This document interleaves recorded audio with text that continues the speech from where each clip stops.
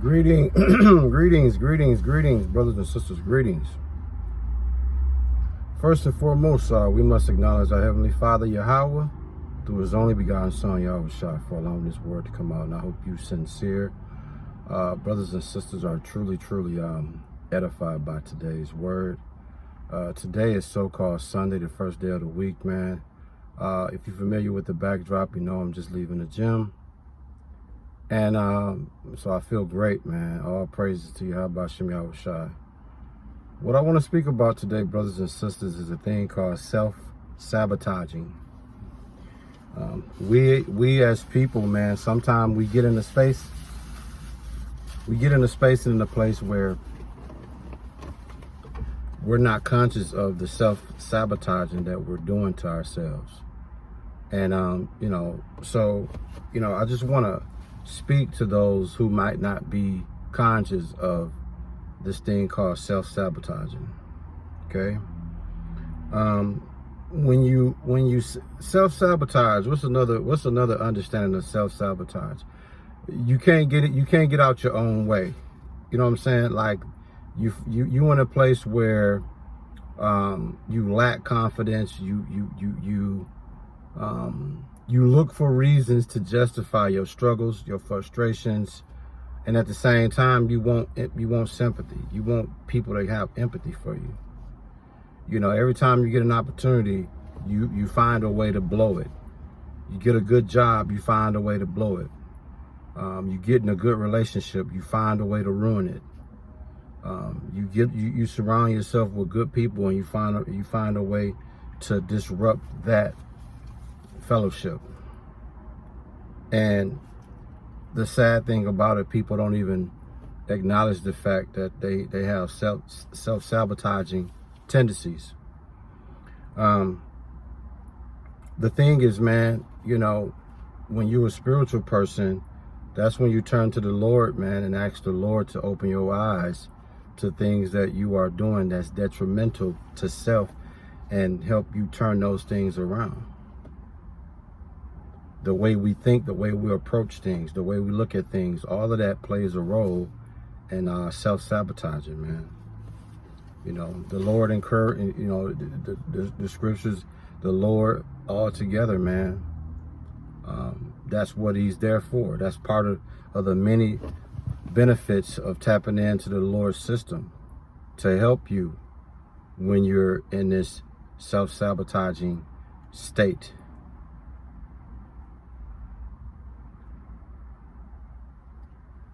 In Proverbs 21 verses 25 through 26, it speaks about the desire of the sluggard kills. You see what I'm saying? Like, you got people that love to have no drive, love to have no type of get up about themselves, but then they want you to feel sorry for them. And then when you don't feel sorry for them, they want to, say all type of things. Say all type of things that will suggest you should have sympathy for them.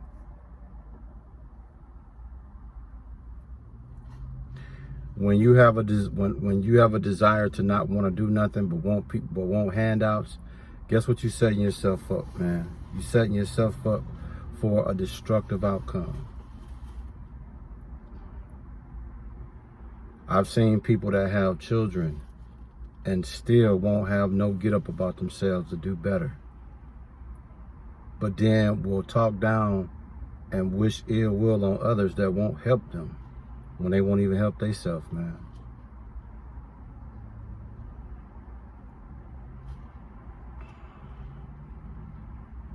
A lot of people that find themselves in this self-sabotaging state have this fear of not being able to overcome hardship, not being able to overcome struggle.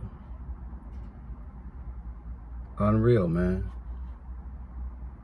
A lot of us are in the situations we are in because we are self-sabotaging ourselves.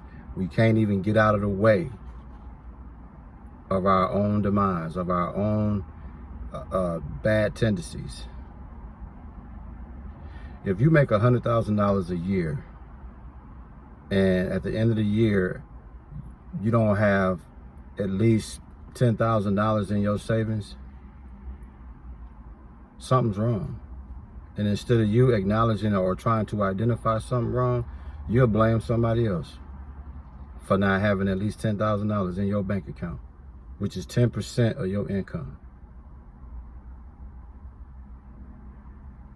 I've seen people that have amazing opportunities, better opportunities than others, and they squander that opportunity and then have the nerve to talk down and want other people to feel sorry for you.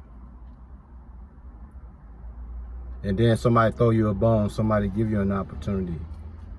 You will blow that opportunity and still talk crap to the person that offered you the opportunity. Self-sabotaging, man. You get a job, you know the job is not on the bus line, which means that you got to have a means of transportation to get this job. I've seen people get the job knowing it requires for you to have a car, and then will blame other people when they get fired because they can't consistently get a ride to work.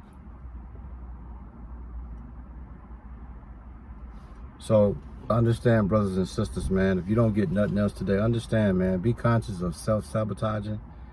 Be conscious of you being in the way, you being the reason, you the cause of a lot of things that's happening with you. Let's say you have a group of friends, or let's just say let's just say, for an example, you in a group of 10 people. It's you and 9 other people in a group. Y'all all a clique. Y'all all get together. Y'all kick it. Y'all all do y'all thing. Y'all all, support one another, right? And there's one particular person in the group that's into it with everybody in the group. They got a problem with all 9. They got an issue with all other 9 peoples in that group. That person will say there's something wrong with them other 9 people. But if you really think about it and you look at it, what's the common denominator? You. I'm telling you, brothers and sisters, it's time that we renew our minds, man, and start looking in the mirror and understand and looking at do self-observations, do self-examinations. Look at yourself and say, okay, what is it that I could be doing wrong? And that's the beginning of you turning the self-sabotaging around, because you got to be honest with what you see when you look in that mirror. You got to be honest to say to yourself, like, you know what, I got to do better. You know what, it's me that's squandering these opportunities. Soon when you get to that realization, you can turn the self-sabotaging around, man, to prospering. That's why in Romans 12:2, it speaks about transforming by the renewing of your mind. That's what's going to help you do that. But if you don't even take accountability that you are self-sabotaging, you'll never get out of the self-sabotaging business, man. That's all I got for you, man. Listen, again, brothers and sisters, we got to start looking in that mirror and stop running away from who you see. Stop running away from the blemishes that you see.